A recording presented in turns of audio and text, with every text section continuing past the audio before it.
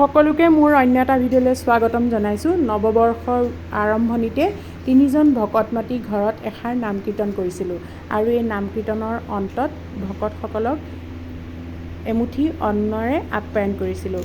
এই অন্নমুঠি চাউল ভাগ ভকতে নিজে ৰান্ধি খাইছিল আৰু লগত মই কেইবিধমান ব্যঞ্জন যোগ কৰিছিলোঁ।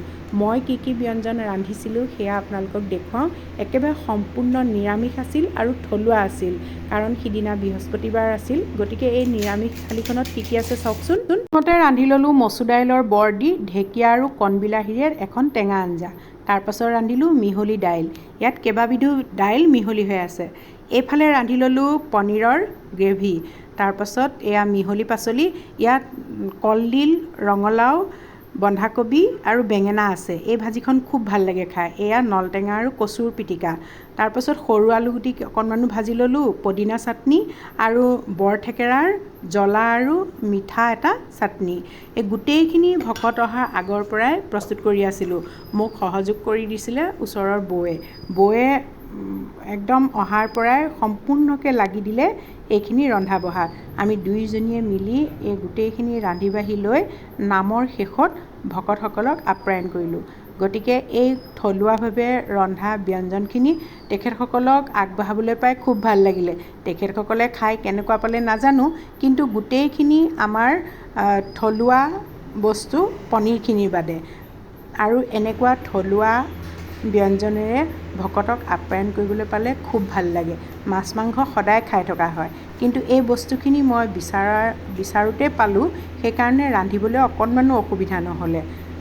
এয়া খুৱাই বোৱাই তাৰপাছত আকৌ মনটো আৰু ভাল লাগিলে। ওচৰতে হুঁচৰি আহিছিলে, আমাৰ ঘৰলৈও আহিলে। এই সৰু সৰু ল'ৰাকেইটাৰ হুঁচৰি শুনিলোঁ আৰু তেওঁলোকৰ পৰা খুব ধুনীয়াকৈ আশীৰ্বাদ দিলোঁ। তেখেতসকলে ইমান ধুনীয়াকৈ আশীৰ্বাদ দিলে, বৰ ভাল লাগিলে। বছৰৰ বিহুৰ দিনা এনেকুৱা হুঁচৰি এযোৰা আহিলে মনটো ভাল লাগে। আমাৰ ইয়াত আকৌ হুঁচৰি ইমান নায়েই, আঁতৰৰ পৰা এনেকৈ দুই এজন আহিলেহে আমি সেৱা কৰিবলৈ পাওঁ। গাঁৱত কিন্তু এতিয়া হুঁচৰি ঢোলৰ মাতে গুমগুমাই আছে।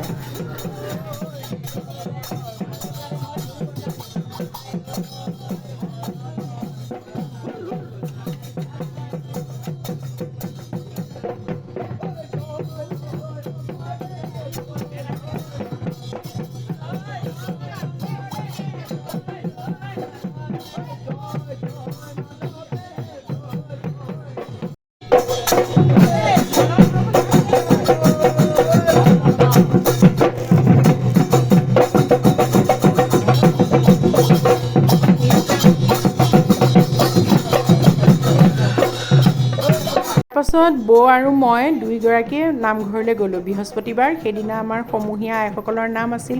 বছৰৰ প্ৰথম বৃহস্পতিবাৰ, গতিকে সেইদিনা নামঘৰলৈ নোযোৱাকৈ নোৱাৰিলোঁ।